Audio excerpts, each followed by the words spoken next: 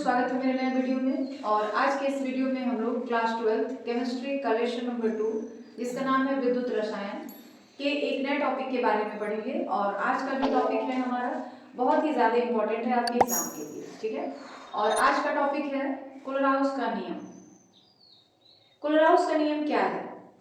तो देखिए, आप लोग जानते हैं कि विद्युत अपघट्य किसे कहते हैं और विद्युत अनपघट्य किसे कहते हैं। कोलराउस जो थे एक ऐसे वैज्ञानिक थे जिन्होंने 1875 ईस्वी में जितने भी विद्युत अपघट्य हैं उनका जब वियोजन होता है, यानी जो विद्युत अपघट्य पदार्थ हैं जब उसमें हम लोग विद्युत धारा का प्रवाह करते हैं तो उसके धन आयन और जो ऋण आयन है वो दोनों अलग अलग हो जाते हैं। आपको बताया गया था कि वो पदार्थ जिसके जलीय विलयन में विद्युत धारा का प्रवाह करने पर उसके धन आयन और ऋण आयन दोनों जो होते हैं अलग अलग हो जाते हैं, ऐसे पदार्थ को हम लोग विद्युत अपघट्य पदार्थ कहते हैं। और जिसके धन आयन और ऋण आयन अलग अलग न हो ऐसे पदार्थ को हम लोग विद्युत अनअपघट्य पदार्थ कहते हैं, ठीक है। तो कोलराउस जो थे उन्होंने विद्युत अपघट्य जो पदार्थ हैं उनके अपघटन पर अध्ययन किया और जो भी रिजल्ट उनको मिला उसके आधार पर 1875 ईस्वी में उन्होंने एक नियम बनाया और इसी नियम को कोलराउस का नियम कहते हैं, ठीक है। ये नियम था क्या? कोलराउस का नियम क्या था? तो देखिए यहाँ पे लिखा गया है, इस नियम के अनुसार किसी विद्युत अपघट्य की, विद्युत अपघट्य आपको पता है वही जो जिसमें विद्युत धारा का प्रवाह करने पर उसके धन आयन और ऋण आयन अलग अलग हो जाए। किसी विद्युत अपघट्य की अनंत तनुता पर मोलर चालकता, आप चालकता लिखिए या मोलर चालकता लिखिए, बात वही है। मोलर चालकता इसके धन आयनों और ऋण आयनों की मोलर चालकताओं के योगफल के बराबर होता है। कहने का मतलब ये है कि मान लीजिए हमने कोई विद्युत अपघट्य लिया है इस तरह से, ये विद्युत अपघट्य है, जैसे NaCl का विलयन। NaCl आपको भी पता है साधारण नमक है, तो ठोस अवस्था में नहीं, विलयन, जलीय विलयन, उसको हमने ले लिया, ठीक है। उसके बाद इसमें हमने क्या किया, विद्युत धारा का प्रवाह कर दिया। तो विद्युत धारा का प्रवाह करेंगे तो यह जो पदार्थ है यह तो विद्युत अपघट्य पदार्थ है। विद्युत अपघट्य पदार्थ है तो इसके आयंस जो होंगे, धन आयन और ऋण आयन दोनों अलग अलग होंगे, तो ये फिर इसके आयन अलग होंगे, Na पर प्लस बनेगा और Cl पर जो होगा माइनस बनेगा, ठीक है। तो कोलराउस साहब का ये कहना था कि जो NaCl का जलीय विलयन है इसकी जो मोलर चालकता होगी वो इसके धन आयन की मोलर चालकता और ऋण आयन की मोलर चालकता के योगफल के बराबर होगी। बस इतनी सी बात आपको बतानी है कि कोलराउस के नियम के अनुसार क्या होता है कि किसी भी विद्युत अपघट्य की अनंत तनुता पर मोलर चालकता उनके धन आयन और ऋण आयन के मोलर चालकताओं के योगफल के बराबर होता है, ठीक है। तो ये हो गया आपका कोलराउस का नियम, ठीक है। यदि अब योगफल के बराबर होता है, ये तो बात समझ आ गई कि कोलराउस का नियम क्या होता है। उसके बाद यदि किसी विद्युत अपघट्य के धन आयनों तथा ऋण आयनों की अनंत तनुता पर मोलर चालकता, अब यहाँ पे समझाया जा रहा है आपको कि किस तरह से आपको लिखना है जो कोलराउस का नियम है उसको। मोलर चालकता क्रमशः लेम्डा, ये देखिए इसको लेम्डा, ये अनंत तनुता है, इनफाइनाइट अनंत को प्रदर्शित करता है ना, तो अनंत तनुता पर जो धन आयन होंगे और जो ऋण आयन होंगे वो दोनों के योगफल के बराबर हो जाएगा। तो कहने का मतलब ये है कि धन आयन को इस तरह प्रदर्शित किया जा रहा है और जो ऋण आयन है जैसे NaCl है इसके धन आयन सोडियम, ऋण आयन क्लोरीन, तो इन दोनों को हम लोग इस तरह प्रदर्शित करेंगे। किया जाए तो कोलराउस के नियम के अनुसार हम लोग क्या लिखेंगे, लेम्डा अनंत, ये मोलर चालकता है, M का मतलब मोलर चालकता, N प्लस लेम्डा और फिर प्लस यहाँ पे माइनस है, देखिएगा आप लोग, लेम्डा अनंत, मतलब ये अनंत जो है ना वो बस आपको ये बता रहा है कि हम लोग जो मोलर चालकता निकाल रहे हैं वो अनंत तनुता पर निकाल रहे हैं, ठीक है। तो ये फॉर्मूला है अगर कहा जाए तो, ठीक है। उसके बाद एक चीज यहाँ पे और है, यहाँ पे भी प्लस रहेगा और यहाँ पर माइनस रहेगा, ठीक है, ये चीज। अब इसी नियम के अनुसार आपको ये जितने भी विद्युत अपघट्य पदार्थ लिखे गए हैं HCl, NaCl, BaCl2, Al2SO4 का होल थ्राइस, CH3COOH, ये सारे विद्युत अपघट्य हैं। विद्युत अपघट्य का मतलब इनके जलीय विलयन में जब विद्युत धारा का प्रवाह किया जाएगा तो इसके धन आयन और ऋण आयन दोनों जो होंगे वियोजित हो जाएंगे, अलग अलग हो जाएंगे। ठीक है, तो उस HCl के लिए जो कोलराउस का नियम है वो हम लोग कैसे लिखेंगे? देखिए HCl के लिए इसी फॉर्मूले के आधार पर आपको लिखना है। ठीक है, लेम्डा ये मोलर चालकता के लिए यूज किया गया है। H+ यानी जब ये HCl वियोजित होगा, विद्युत धारा का प्रवाह किया जाएगा और वो वियोजित होगा तो क्या बनेगा? H+ बनेगा और Cl- बनेगा। यहाँ N1 N+ और N- का मतलब हो गया कि धन आयन की संख्या कितनी है और ऋण आयन की संख्या कितनी है। तो धन आयन की संख्या 1, ऋण आयन की संख्या भी 1, इसलिए यहाँ पे N+ का भी मान 1 लिया गया है, N- का भी मान 1 ही लिया गया है, क्योंकि धन आयन की संख्या भी 1 है और ऋण आयन की संख्या भी 1 है। ठीक है, NaCl के लिए तो इसकी भी जलीय विलयन में जब विद्युत धारा का प्रवाह किया जाएगा तो Na+ और Cl- बनेगा, यानी N+ का मान भी 1 हो जाएगा और Cl- का भी मान 1 हो जाएगा। तो Na+ और Cl- ये तो चीजें रहेंगी, ये लेम्डा इनफाइनाइट और यहाँ पे ये लेम्डा इनफाइनाइट आपका हर मतलब जिसके लिए आप कोलराउस का नियम लिखेंगे सब में रहेगा। बस वहाँ पे Na+ Cl- मतलब जो विद्युत धारा का प्रवाह कर रहे हैं तो वो जो विद्युत अपघट्य है किस तरह से टूट रहा है, किस पे धन आयन जा रहा है, किस पे ऋण आयन जा रहा है, ये ध्यान रखना पड़ेगा। Na+ Cl-। फिर BaCl2 के लिए तो देखिए Ba2+ और Cl2-। देखिए यहाँ पे ये बताया जा रहा है ना, देखिए यहाँ पे BaCl2 बेरियम की संख्या तो 1 है लेकिन क्लोरीन की संख्या यहाँ पे कितनी हो गई है? 2 हो गई है, इसलिए यहाँ पे 2 लिखा गया है। और बेरियम की संख्या तो एक ही है तो यहाँ पे 1, तो आगे कोई नंबर नहीं लिखा है मतलब 1 है इसकी संख्या, और यहाँ पे 2 आगे आ गया, इसका मतलब क्लोरीन की संख्या कितनी हो जाएगी? 2। उसी तरीके से Al2SO4 होल थ्राइस के लिए Al की संख्या ये तो सबको पता है कि जब इसके जलीय विलयन में विद्युत धारा का प्रवाह किया जाएगा तो जो एल्युमिनियम है उस पे प्लस चार्ज आएगा और जो सल्फेट है उस पे माइनस चार्ज आएगा। ठीक है, और एल्युमिनियम पे 2 प्लस चार्ज होंगे और एल्युमिनियम पे 3 प्लस चार्ज होंगे और सल्फेट पे 2 माइनस चार्ज होंगे। उसके बाद इनकी संख्या भी आपको देखनी है, एल्युमिनियम की संख्या 2 है, सल्फेट की संख्या 3 है। तो कोलराउस के नियम के अनुसार जब हम लिखेंगे तो एल्युमिनियम यहाँ पे लिखा है तो आगे 2 लिखा गया, मतलब एल्युमिनियम की संख्या कितनी है? 2 है। SO4 होगा, यहाँ पे 2 नहीं होगा, SO4 होगा। SO4 की संख्या देखिए यहाँ पे ब्रैकेट लगा के 3 लिखा गया है, यानी SO4 की संख्या 3 है, तो यहाँ पे आगे हम लोग 3 लिखेंगे। फिर हम लोग ये भी बताएंगे कि जो एल्युमिनियम है उस पे धन आयन है, यानी 3+ धन आयन है, और जो हमारा सल्फेट है उस पे 2 ऋण आयन। ठीक है, उसके बाद Cl3COO है जिसका नाम है एसिटिक अम्ल। एसिटिक अम्ल में भी H+ जो होगा इस पे प्लस हो जाएगा, देखिए यहाँ पे धन आयन हो जाएगा, और CH3COOH इस पे माइनस चार्ज होगा। ठीक है, और इन दोनों की संख्या एक ही है इसलिए यहाँ पे आगे कोई नंबर नहीं लिखा गया है। ठीक है, तो इस पे कोलराउस के नियम पे सवाल बहुत ज्यादा इंपॉर्टेंट है, सवाल आते हैं। कोलराउस का नियम तो अपने आप में भी इंपॉर्टेंट है, ये भी पूछा जाता है और इस पे आधारित सवाल भी पूछे जाते हैं। तो पहले आप लोग ये क्लियर कर लीजिए, ये आपको समझ आ गया कि कोलराउस का नियम क्या है। अब इस पे हम लोग सवालों को हल करेंगे। ठीक है, तो कोलराउस का नियम जब आएगा ना तो आपको बस यहाँ तक लिखना है और इसमें से कोई एक एग्जाम्पल लिख देना। ये सारे आपको एग्जाम्पल बताए जा रहे हैं कि जब किसी विद्युत अपघट्य में विद्युत धारा का प्रवाह होता है तो वो किस तरह से वियोजित होता है, किस तरह से टूटता है।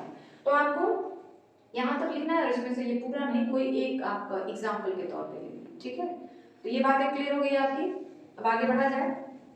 चलिए हम लोग कोलराउस के नियम पर आधारित एक सवाल को हल करेंगे और ये जानने की कोशिश करेंगे कि जो एग्जाम होता है उसमें कोलराउस के नियम पर आधारित सवाल किस तरह से आते हैं और उसको हम लोग कैसे हल करते हैं। देखिए लिखा है HCl, NaCl तथा CH3COONA जिसका नाम है सोडियम एसीटेट, हाइड्रोक्लोरिक अम्ल, सोडियम क्लोराइड और इसका नाम है सोडियम एसीटेट के लिए। अब ये हम लोग इसको क्या पढ़ेंगे? अनंत तनुकता पर मोलर चालकता, यानी इन तीनों के अनंत तनुकता पर मोलर चालकता का जो मान है वो दिया हुआ है। HCl के लिए कितना है? 426.1, NaCl के लिए कितना है? 126.5। देखिए बेटा जब आप पढ़ाई कर रहे होते हैं ना तो इधर उधर की बातें मत किया करिए, ठीक है?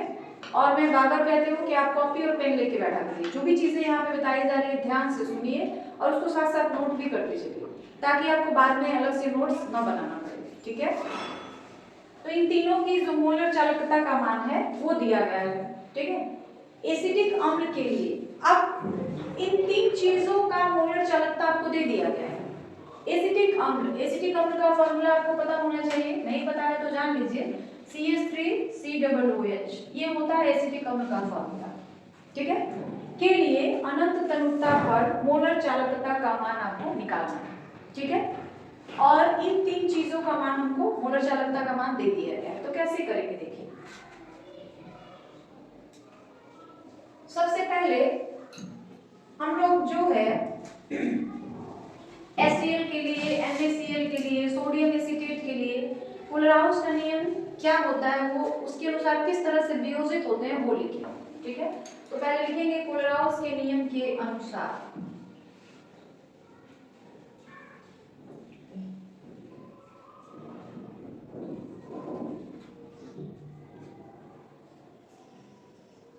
के नियम अनुसार क्या लिखेंगे, देखिए लेम्डा यहाँ पे रहेगा m और अनंत HCl, हम लोगों ने भी लिखा था ना HCl के लिए, तो उसी तरीके से अब यहाँ पे लिख रहे हैं कि HCl के लिए, HCl जो है उसमें जब विद्युत धारा का प्रवाह किया जाएगा तो वो किस तरह से वियोजित होगा, और कोलराउस के नियम के अनुसार उसको हम किस तरह से लिखेंगे। तो HCl के लिए हम लिखेंगे lambda H plus infinite plus lambda infinite Cl minus, ये लिखोगे ना, इसको हम दे देंगे इक्वेशन नंबर फर्स्ट। ठीक है, HCl का जो वियोजन की मात्रा मतलब अनंत तनुता पे जो मोलर चालकता है उसका मान तो दे रखा है उसमें 426.1। ठीक है, ये हो गया इक्वेशन नंबर फर्स्ट। अब इसके लिए लिखते हैं CH3COONA, क्या हो जाएगा इसके लिए लेम्डा अनंत, यहाँ पे देखिए कौन प्लस में रहेगा और कौन माइनस में रहेगा, तो Na जो है ना इसके भी दो पार्ट होंगे, जैसे CH3COONA इसके भी दो पार्ट होंगे, क्या बनेगा Na प्लस पर Na प्लस रहेगा और CH3COO ये जो होगा माइनस में होगा, वो मतलब उसके जो धन आयन होंगे ऋण आयन होंगे इस तरह से अलग होंगे। ठीक है, तो इसको हम लिखेंगे, पहले किसको लिखा जाए, माइनस को ले लीजिए, कोई भी आप पहले लिख सकते हैं, जरूरी नहीं है कि पहले माइनस ही लिखेंगे या पहले प्लस ही लिखेंगे, ऐसा कोई फाउंडेशन नहीं है। ठीक है, ये हो गया इक्वेशन नंबर 2, कितनी बात समझ आ गई। उसके बाद NaCl के लिए भी लिखा जाए,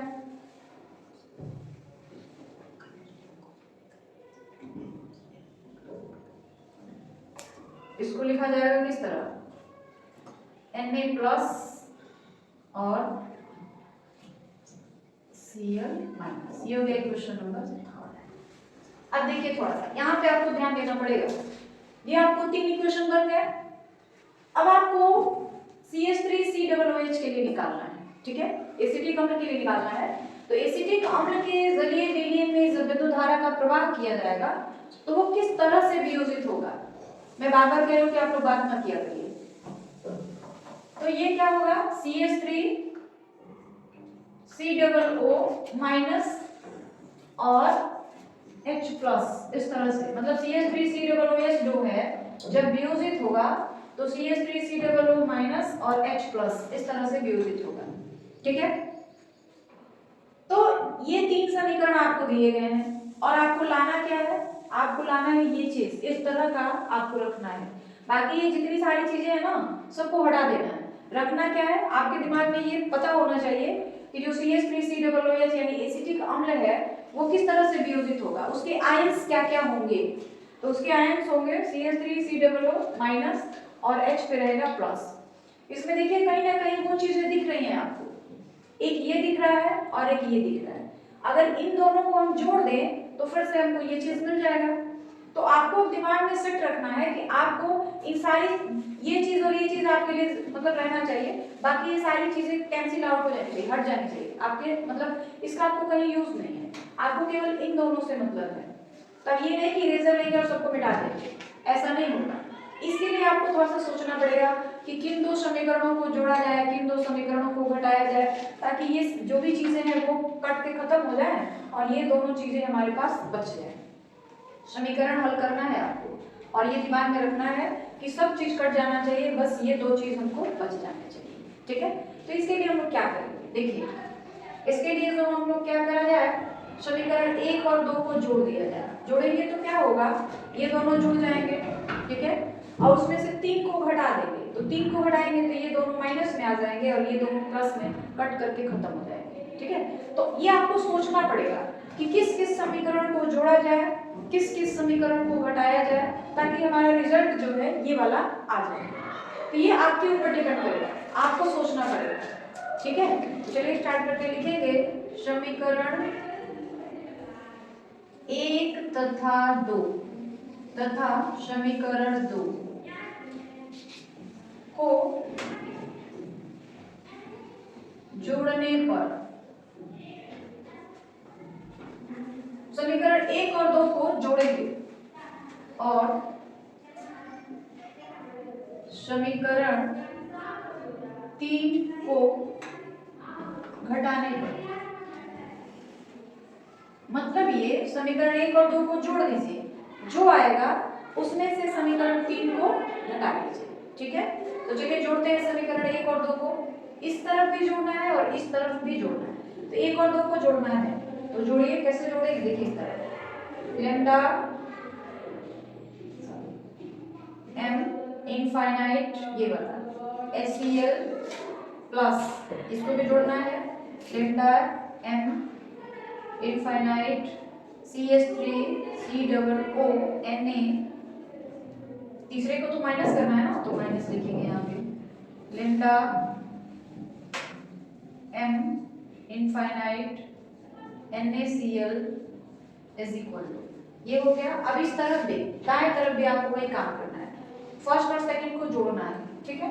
तो लिखेंगे lambda H plus infinite plus lambda infinite Cl minus plus, इसको भी जोड़ना है क्योंकि ये समीकरण नंबर 2 है, लैम्डा CH3COO माइनस प्लस ये चीज lambda infinite Na plus minus, समीकरण 3 को घटाना है तो माइनस करेंगे तो इसके आगे भी माइनस आ जाएगा और इसके आगे भी माइनस आ जाएगा, ठीक है।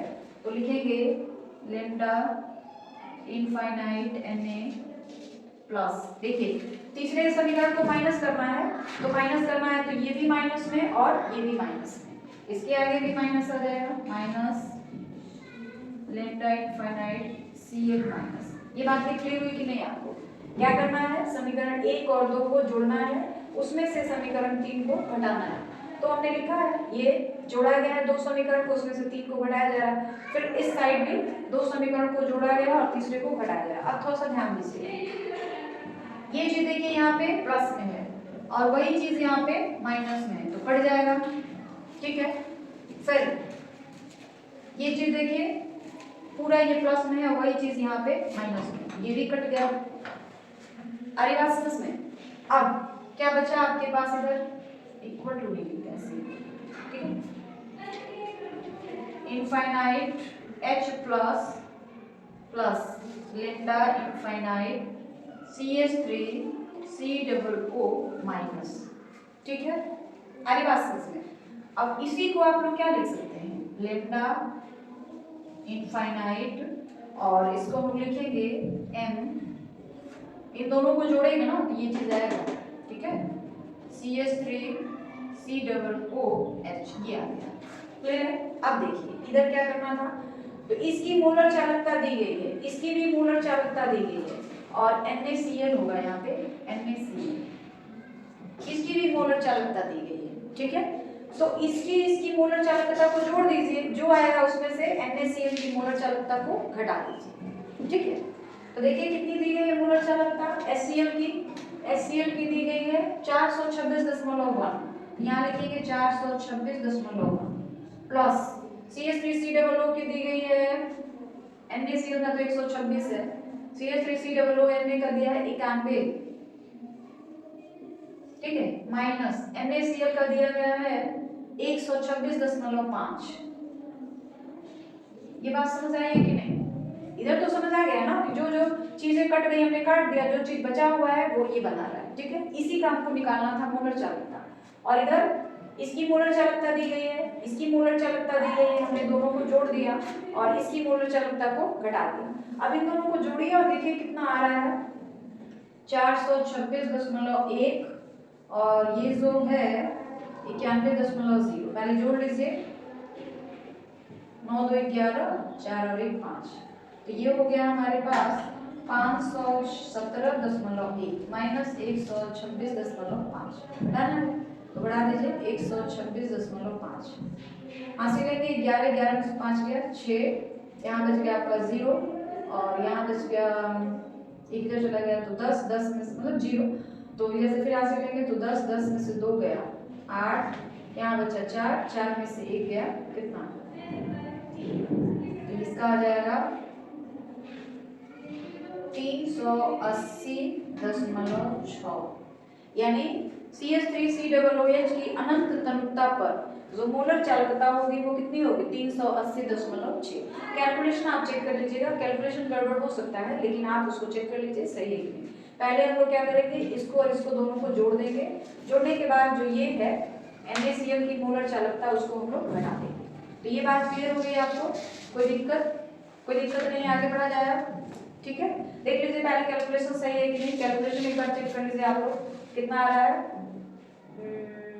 पहले हम दोनों को जोड़ेंगे, इन दोनों को 6 1 7, फिर ये हो जाएगा 9 2 11 4 और 1 5, उसमें से 126 माइनस करना है, तो ये हो गया 11 11 में से 5 गया 6 और यहाँ बच गया 6 6 गड़बड़ है, 6 में से 6 गया 0, यहाँ फिर 11 11 में से 2 गया 9, 390 आएगा, सॉरी, ठीक है।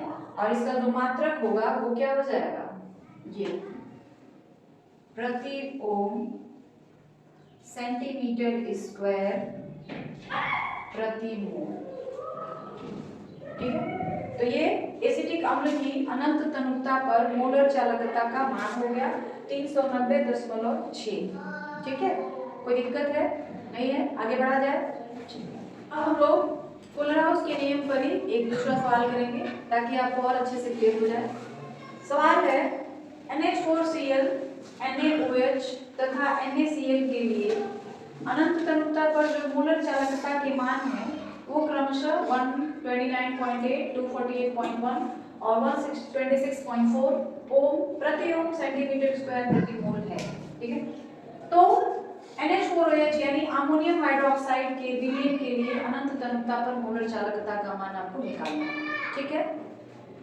तो सबसे पहले आपको ये पता होना चाहिए कि जो NH4Cl है यानी अमोनियम क्लोराइड, सोडियम हाइड्रोक्साइड और NaCl ये किस तरह से वियोजित होंगे, किसके ऊपर धन आयन आएगा और किसके ऊपर ऋण आयन आएगा, ठीक है। और उसके हिसाब से इसको निकालना पड़ेगा। ये जो है NH4OH ये किस तरह से वियोजित होगा, NH4 इस पे प्लस रहेगा और OH पे जो होगा माइनस होगा, ठीक है। तो सबसे पहले कोलराउस के नियम लिखेंगे, हम लोग लिखेंगे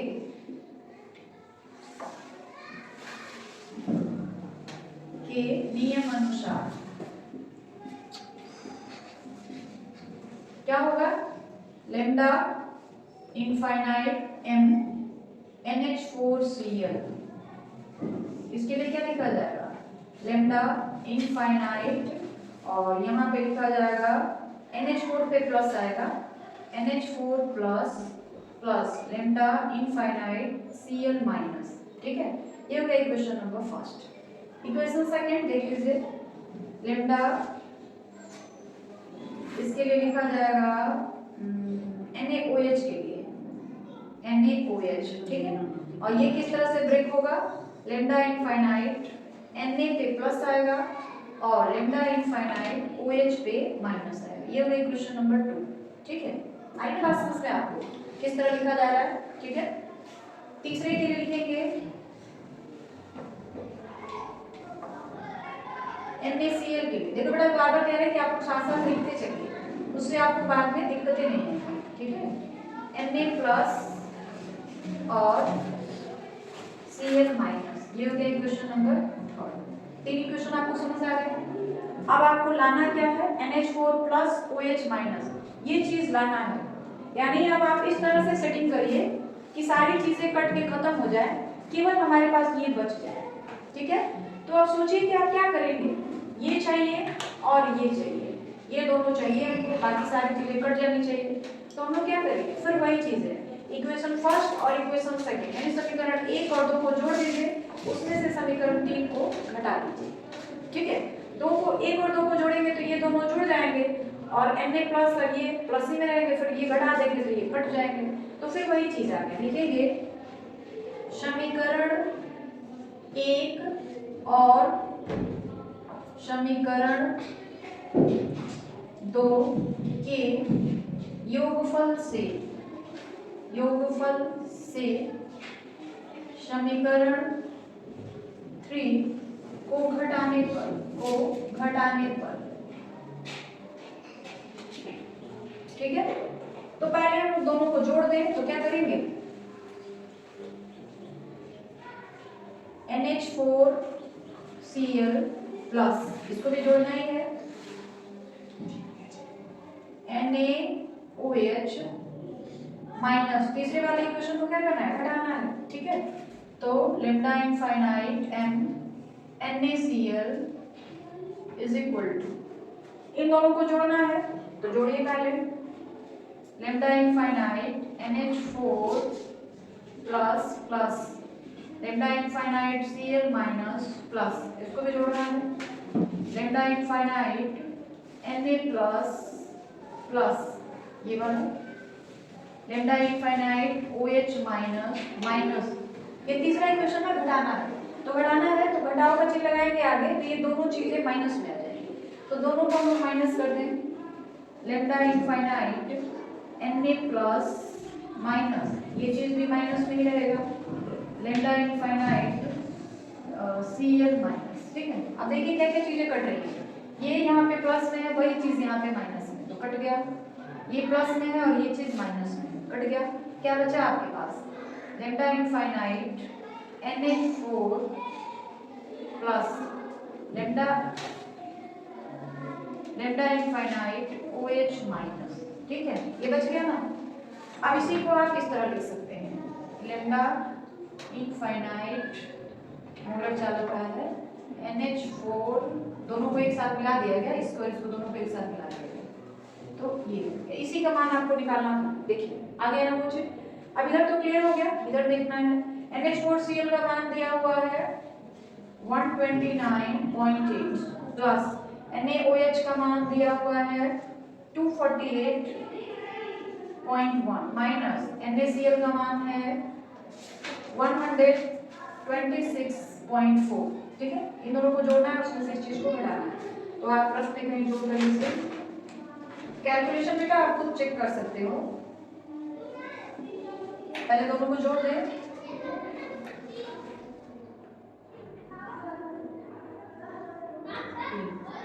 दो और एक नहीं, ठीक है। इसमें से ये घटाना है 126.5152, ठीक है। तो इसका मान कितना आ गया 251.5 मात्रक हो जाएगा प्रति ओम सेंटीमीटर स्क्वायर, माइनस प्लस और प्रति मोल, ठीक है। तो आप चाहे तो लिख सकते हैं, अतः NH4 लास्ट में लाइन आंसर लिख सकते हैं, OH विलयन की मोलर चालकता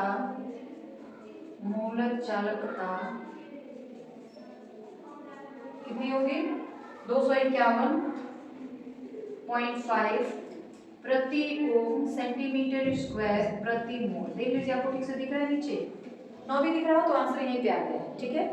तो आप लास्ट में लिखिए या इसको आप छोड़ भी सकते हैं। आपका आंसर कितना हो गया, यहाँ तक आपको दिखाई पड़ रहा होगा, यहाँ तक दिख रहा है, ठीक है। आप नीचे वाला छोड़ भी सकते हो, ठीक है। तो ये बात क्लियर हो गई आपको कि जो फुलराउस का नियम है उसके सवाल किस तरह से आते हैं। अब आप कोई भी सवाल दिए जाएंगे तो आप कर लेंगे, ठीक है। तो अब ये चीज़ क्लियर हो गई है, चलिए।